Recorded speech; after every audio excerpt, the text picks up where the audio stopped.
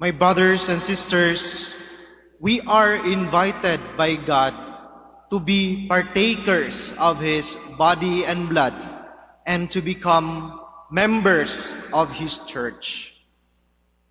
In our first reading for today, we hear the story of Philip, an apostle of Jesus.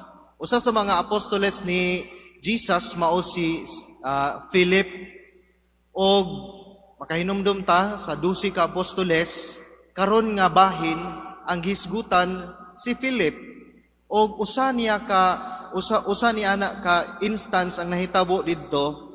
Si Philip namunyag og usa ka tao nga dili Hudiyo, and that is for many a shocking instance, because number one, Jesus has chosen people, first of all, not from the other race, but coming from the Jewish antecedents, mga Hudiyo. Sa 12 apostoles, kana silang tanan, mga Hudiyo. Kani nga bahin sa Acts of the Apostles, kini gabahin sa atong history sa atong simbahan, nagsugod atong simbahan sa mga Hudiyo. Apan ilamang gi-reject si Jesus. Many has rejected Jesus from this flock, from the Jewish flock. So, na may mga tao nga gusto mo pamimbro, mahimong kabahin sa lawas ni Kristo nga mao ang simbahan, pero dili mga Hudiyo, unsa may buhaton ani?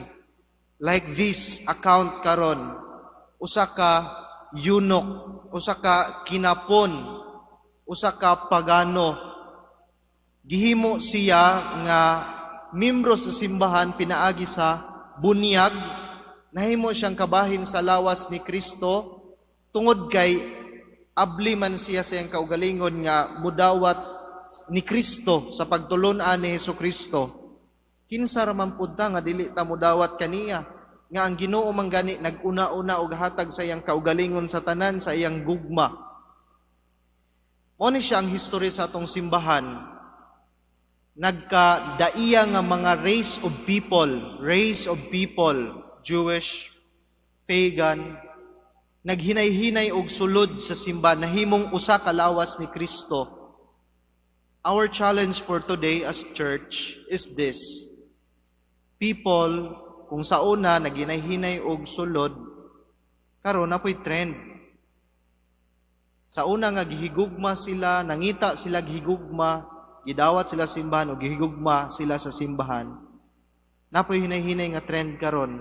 Kini nga gipanghigugma sa simbahan, nahihinay pod og pagpangita og laing porma sa gugma sa lain pod nga mga simbahan nga nagtuo sila nga makakita pod sila laing porma sa gugma. Unsa baka kini nga trend sa kinabuhi? What an adventurous mind. Hinaot nga makakaplag pod ang tao o gugma nga ilang gipangita o mubalik sila sa simbahan sa kanunay. Brothers and sisters, we're always invited by Jesus Christ to partake His real body and blood in this Catholic Church, especially in the breaking of the bread and wine in the Eucharistic celebration.